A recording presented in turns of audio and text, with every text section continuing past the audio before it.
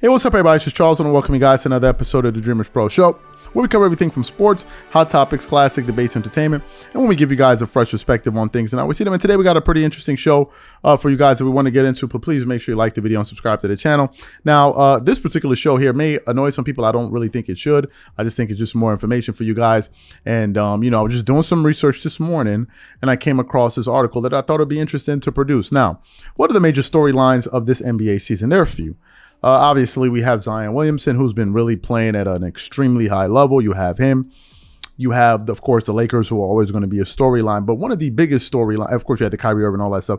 But one of the biggest storylines heading into this season that we knew for sure was going to be LeBron's pursuit of Kareem Abdul-Jabbar's record, the all-time scoring record, and the fact that he is going to eclipse that record, and he's going to be the one to hold on to that, you know, to say that he's the leading scorer in the history of of basketball. Now, there have been some people out there that have said, and including LeBron, that no, I'm not really focused on that. In fact, there was a video of him, I believe, a fan sitting at the sideline during a game, and they asked him, LeBron, I think they asked him something to the effect of, LeBron, when you pass Kareem, are you going to cry?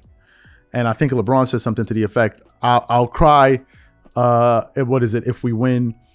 If we win an NBA championship? Right now, some people thought that was fake modesty. I also think that's fake modesty. Come on, you want to eclipse that? Come on, son. You know you want that record. Otherwise, otherwise, why are you playing with that particular style at the way that you're playing it? But anyway, this morning while doing some research, I saw an article here from the sportsrush.com that actually had LeBron's former Hall of Fame teammate Dwyane Wade weigh in on the story and weigh in on LeBron's pursuit of Kareem Abdul-Jabbar, and he has some pretty interesting things to say that I want to get into here. So let me just get into the article here.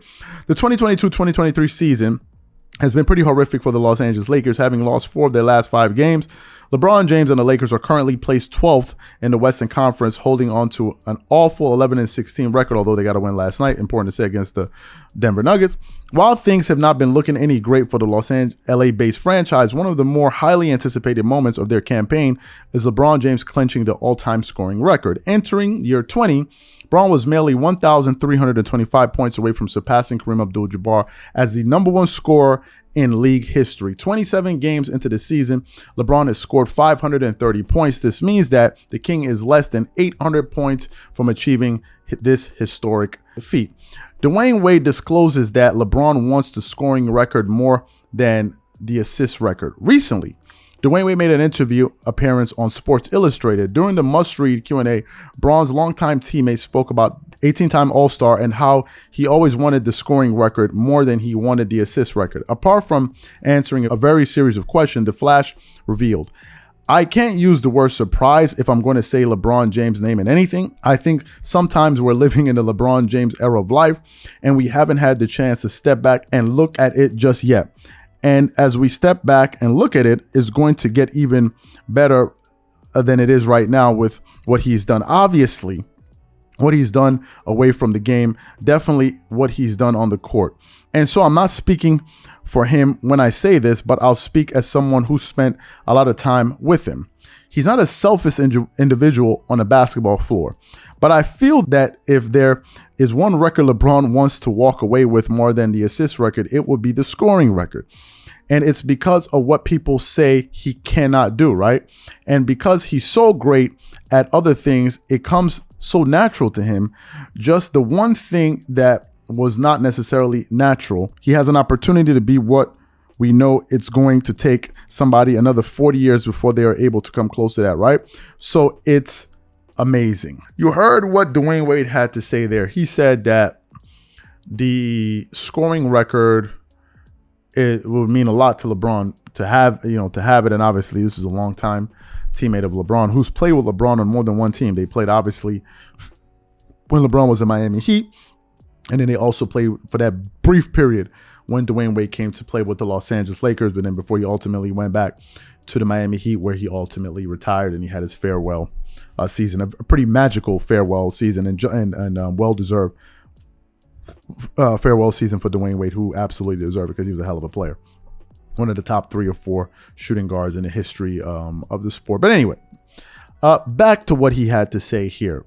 To me, I don't think he's saying anything that a layman can't perceive on their own. Obviously, if you look at LeBron's game stylistically and the way that he's playing, he's obviously putting an emphasis on shooting threes for two reasons. Number one, it's easier to get more points that way by shooting threes and, you know, attempting a lot of threes than shooting twos. And also because of the nature of his game, he's known more as a slasher. So him not going to the basket, relying on those long jumpers kind of stops him from from taking the contact, which allows him, which ultimately will preserve his body and allow him to play longer into the future. To me, I think that Dwyane Wade is right on the money. And to take it a step further, I want to talk about what I think will happen after LeBron ultimately captures the scoring title. The first thing I want to say is this. LeBron is not my favorite player whatsoever. But there's one thing I do admire about LeBron, which is this. I admire his approach to his craft and his work. You can tell that LeBron really takes his job very, very seriously. He's very serious about his legacy and his name, right? What's going to be said after that. Now, sometimes that's to a fault, you know, and we can get into that later. But sometimes, you know what I'm saying? But he really cares about that. He really cares about the game.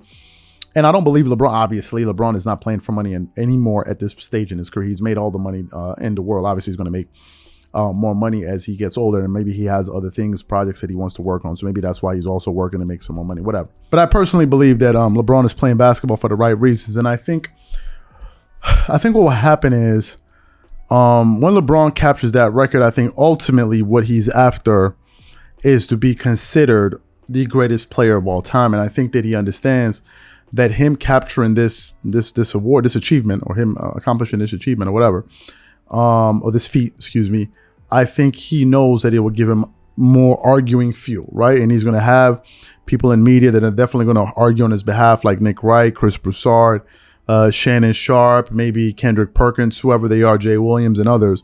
They're going to say, now you got to consider him. You've even heard Shaq say there's nothing more else you can tell LeBron once he does that. So I think ultimately that's what he's aiming after. But I do think that it's coming from the fact that also he just loves to play basketball. And I think that's a great thing.